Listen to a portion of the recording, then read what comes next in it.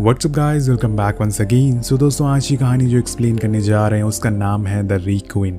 कहानी शुरू होती है और हम काइल और जॉलिन नाम की एक कपल को देखते हैं जो अपने बिजी टाइम में कुछ समय निकाल कर एक आइलैंड पर वेकेशन मनाने आए हुए हैं। अब एक रात जॉलिन रोते हुए नींद से उठती है और सीधा जाके समुंदर के किनारे खड़ी हो जाती है और किसी को कॉल करने लगती है। उसके चेहरे पे किसी चीज़ का हमें डर देखने को मिलता है, पर तभी वहाँ काइल आ जाता है और उसे समझाता है कि तुम्हारे साथ जो कुछ भी हुआ बीते समय में उसमें तुम्हारी कोई भी गलती नहीं थी, सब भगवान के हाथ में होता है। और यहाँ में पता चलता है कि कुछ ही समय पहले जॉलिन का मिसकैरेज हुआ था और जिसके बाद से वो डिप्रेशन में चली गई थी, लेकिन काइल उसे हमेशा से संभालता रहा है और यही वजह है कि वो उसे लेकर यहाँ पर आया है ताकि उसका माइंड डाइवर्ट हो सके और वो डिप्रेशन से बाहर आ सके।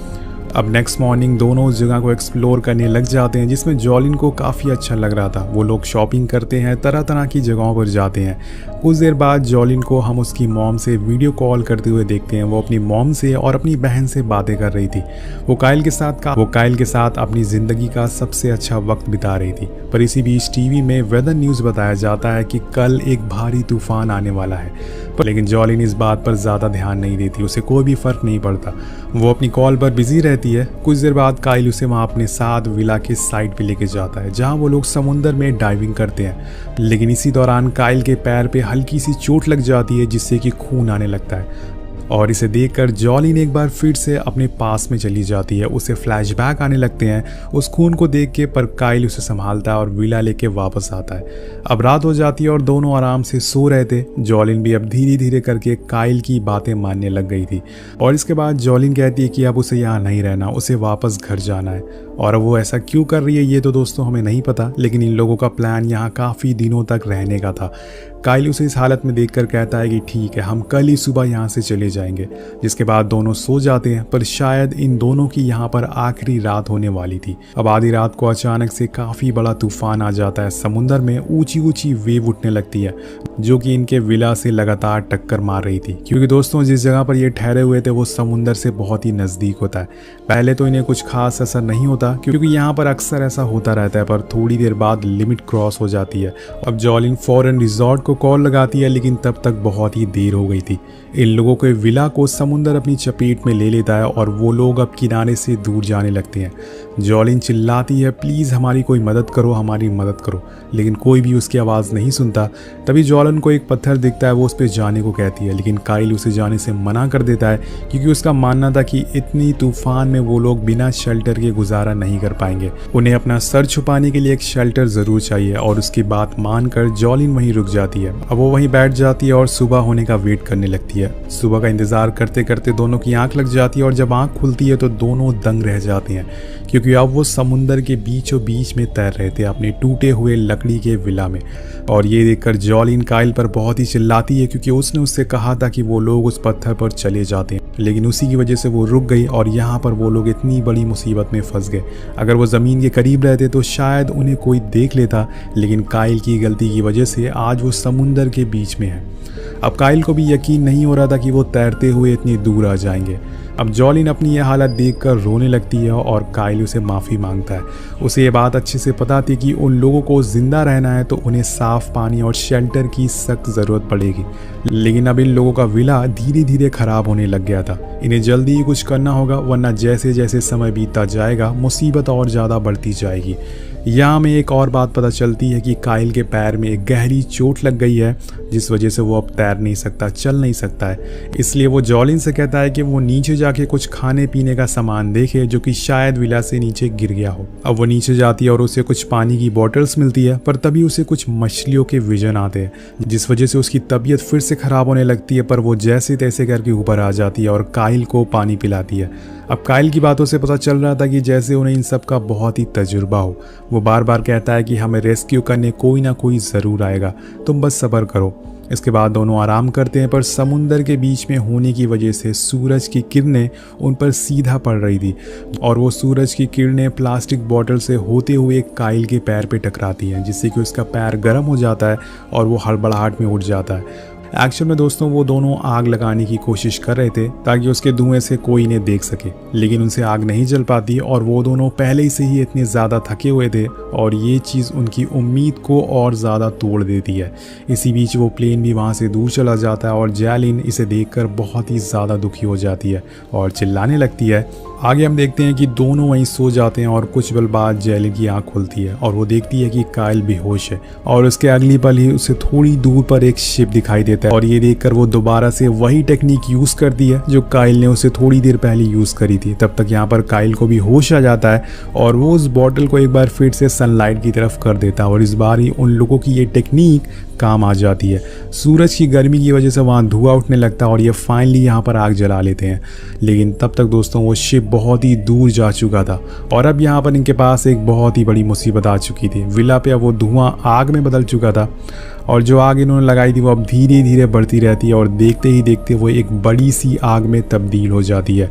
पूरा विला उसकी चपेट में आ जाता है और अब इन दोनों को मजबूरन अपना शेल्टर छोड़कर समुंदर में कूदना पड़ता है। अब वहाँ इन्हें लकड़ी के कुछ टुकड़े मिलते हैं जिसके सहारे वो पानी के ऊपर बैठ जाते हैं। आगे हम देखते हैं कि काइल के पैर में जो चोट लगी थी उसमें से अब खून समुंदर में फैलता जा रहा है, जिसकी स्मेल करके उनकी तरफ कुछ शार्क आ रही थी और ये देखकर दोनों बहुत ही ज़्यादा घबरा जाते हैं। काइल बोलता है कि हमें लकड़ी के ऊपर जाना होगा जल्दी से और इसी बीच उन्हें एक बड़ी सी लकड़ी मिल जाती है, जाके बैठ जाते हैं जिसकी वजह से वो शार्क उनसे दूर चली जाती है।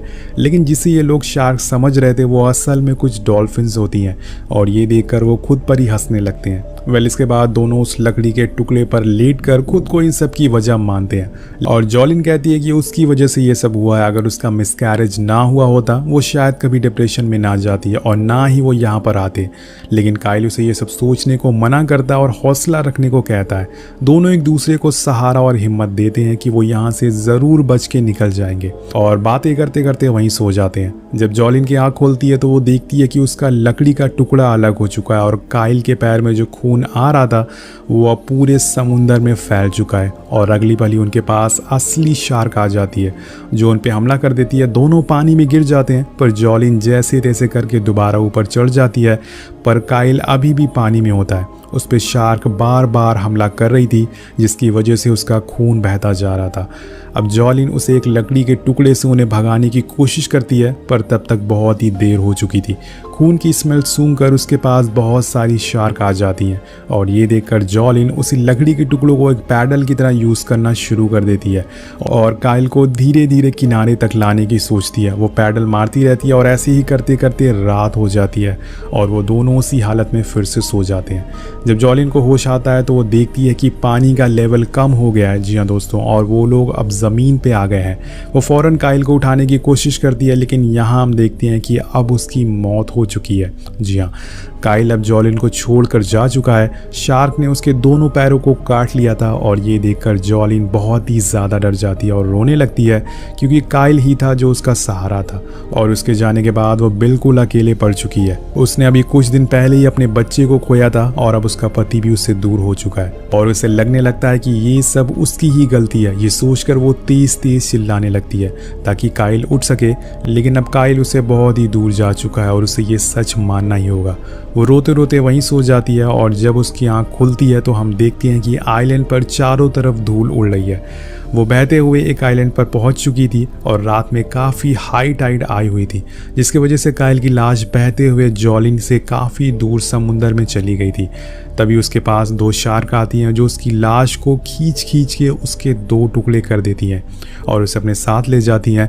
जॉलिन अपने होश में नहीं थी, वो उसके पास भागते हुए जाती है उसे बचाने के लिए और तभी उसके पास भी एक शार्क आ जाती है और उसके पैर पर हमला कर देती है। वो फ़ौरन भागते हुए किनारे पर आती है और चोट पे एक कपड़ा बांधती है और आगे बढ़ने लगती है, लेकिन अब वो कहाँ जाए। वो अकेले पूरा समुंदर तो पार नहीं कर सकती है और उसने ऐसा करने की कोशिश भी करी तो उसका हाल भी काइल जैसा ही होगा। और तभी उसे थोड़ी दूर पर एक चट्टान दिखती है, वो उसे ऊपर जाती है और तभी उसे एक उम्मीद दिखती है। वहाँ एक छोटी नाव तैर रही थी जिसके अंदर एक आदमी भी था जो यहाँ पर मछली पकड़ने आया था। वो फ़ौरन उसके पास जाती है और उससे मदद मांगती है, लेकिन उस आदमी को इंग्लिश नहीं आती। जॉलिन उसे समझाती है कि वो लोग बीच समुंदर में फंस गए और उसके पति को शार्क ने खा लिया और अब उसे उसकी मदद चाहिए, पर उस आदमी को कुछ भी समझ नहीं आता। लेकिन जब वो उसका घाव देखता है तो फ़ौरन उस पर टाँके लगाना शुरू कर देता है और उसे आराम करने को कहता है और खुद मछली पकड़ने के लिए नीचे समुंदर में चला जाता है।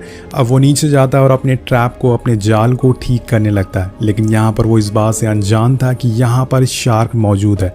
वहीं ऊपर जॉलिन को एक टक्कर महसूस होती है और उसे पता चल जाता है कि ज़रूर ये शार्क होगी।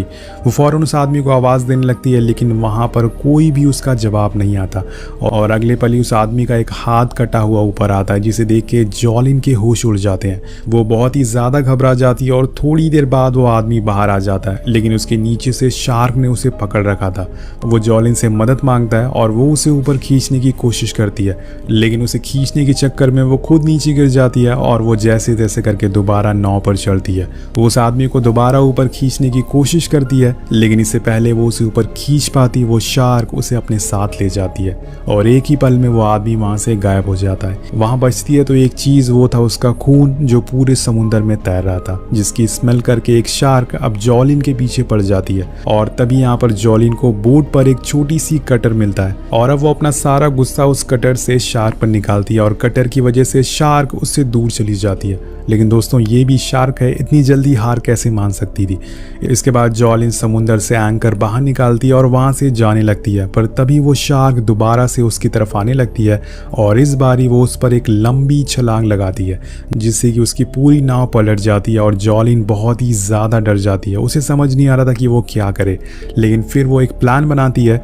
वो नीचे जाते हुए एंकर की रस्सी को खुद के ऊपर लपेटने लगती है, जिससे कि वो शार्क उस पर हमला ना कर सके। लेकिन शार्क को इन सब से कोई भी फर्क नहीं पड़ता। वो एक बारी फिर से उसकी तरफ बढ़ने लगती है और तेजी से उस पर हमला करने आती है, लेकिन तभी वो एंकर सीधा शार्क के मुंह के आर पार हो जाता है और यहाँ पर जॉलिन की जीत हो जाती है। उस शार्क की मौत हो जाती है। इसके बाद वो जल्दी से बोट से लगी हुई एंकर की रस्सी को खोल देती है, जिसके साथ ही शार्क पानी की गहराई में चली जाती है। कुछ समय बाद हम जॉलिन को बोट के ऊपर देखते हैं। वो आसमान की तरफ देखती है और एक राहत की सांस लेती है। इसी बीच दूर उसे एक टापू दिखता है जहाँ कुछ मछुआरे होते हैं जो उसे किनारे तक आते हुए देख लेते हैं। अगले सीन में हमें दिखाया जाता है कि अब जॉलिन डेंजर एरिया से बाहर आ चुकी है। ये देखकर वो हंसने लगती है कि उसने क्या क्या डेंजर फेस किया है और इसी के साथ हिम्मत ना हारने वाली ये कहानी यही खत्म हो जाती है। तो आपको ये कहानी कैसी लगी नीचे कमेंट करके ज़रूर बताएगा। मिलते हैं आपसे अगली वीडियो में। Thank you so much watching. Peace out.